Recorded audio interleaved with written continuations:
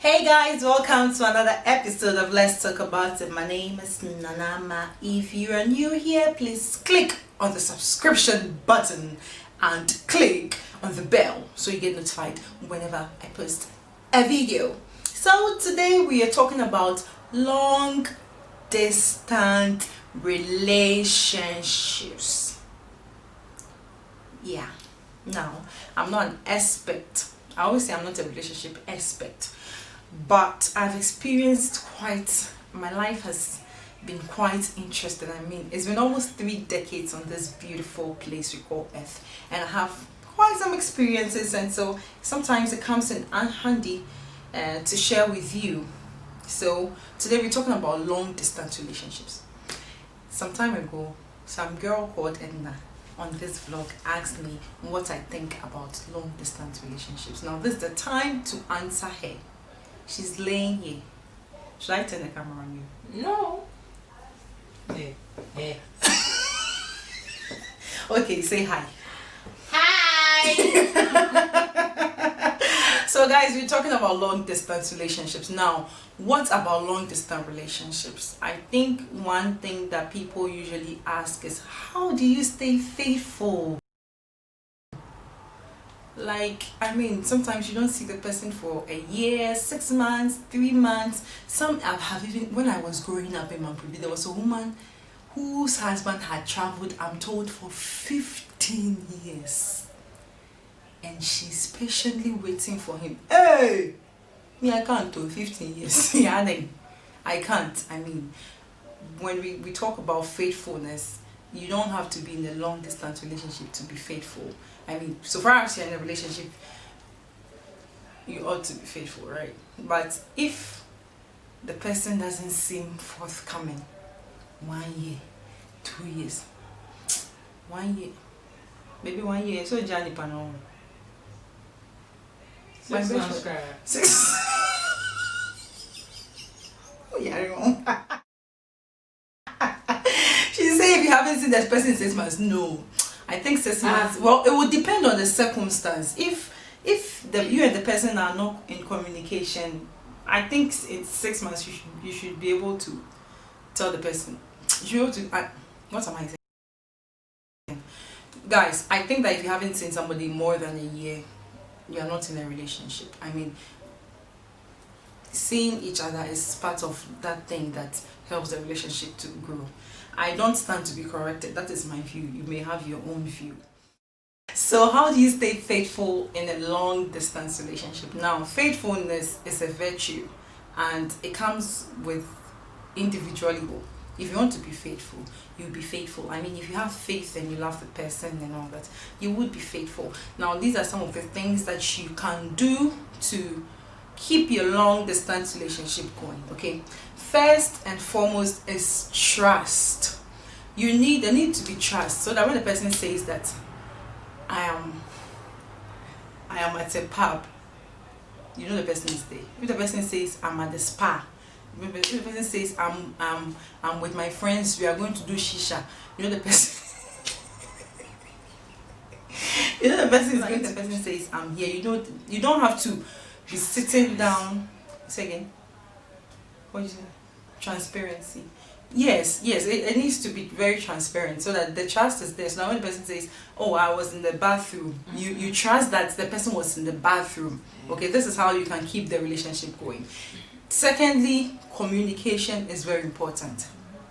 Like now, because of technology, we have, it used to be, is it webcam, then Skype, yeah, but now WhatsApp has made things so easy, thanks to whoever brought it up. WhatsApp, I mean, you could always video call the person or voice call. I mean, you should always be in communication with the person, because once you lose communication, you leave the person's mind wondering about, like, you know, where is he at this time, blah blah blah blah blah. I don't know how you talk to somebody that you're in a long relationship with twice in a week. Why? Is it a full timetable? You should be talking constantly every day, else if you don't hear from the person, unfaithfulness can set in. Also, you always have to keep yourself busy. You know, they say that the devil finds work for the idle hand. That is so true. It's not like a cliche. It's so true. So you always need to find something to do, like a sport, or even sleep is something that you can do. Like you keep yourself busy, you know, thinking of creative ideas, business, family. I mean, something that can even improve you. You always have to be busy, because once you are a bit idle, the temptation for you to you know, do this thing is there. So you always have to keep yourself very busy. And this one is very this one is very important. You need to know how to handle issues maturely. Yeah. This girl go laugh. You know, when you are texting, for instance, when I'm reading a text or I'm sending a text, there's always a silent voice behind that thing I'm sending. Okay, so if you are arguing with somebody and you are in front of the person, like it's a face-to-face thing, when you say something, the person will not, it will be hard for the person to misconstrue you. But when you are, say you are handling an issue and you are texting, you know, or you are even on the phone and you don't speak well, sometimes you think you are speaking well, but the person will not get the understanding, feel insulted or feel disrespected, or you know. And when there's an issue, it's always good to resolve that issue before you retire to bed, or first thing in the morning you try to fix it up. Because if you leave that issue unsolved, you realize that a lot of thoughts will be running through your mind, lingering through your mind, and you're thinking, did I even make the good choice? Right now that I've quarreled with him, where is he? What is he doing? There's somebody else who is confiding in. Hey. There's somebody else who is confiding. Like, you need to handle issues maturely. So me, for instance, it's either we are talking about the issue or we are not talking about it. And this is one thing I'm learning to do. Once I decide I won't mind him, I'll try not to bring the issue. I'll be like, it's okay, and then I'll try to bring another topic to get it going. Okay, you don't have to leave it unsolved. And when I decide to talk about it, I am talking about it in totus. I'm leaving no stone unturned. And that way, you know, you don't go to bed with thoughts, and you don't going about your business with, oh, he said this, I think he said this because there's somebody, you know. You need to learn how to handle issues maturely. Okay, and most importantly, don't neglect visitation. Not neglecting visitation means that if you live in Italy, you have to make sure that every 3 months you are, am I being unreal? Every 3 months you have to come and visit, right?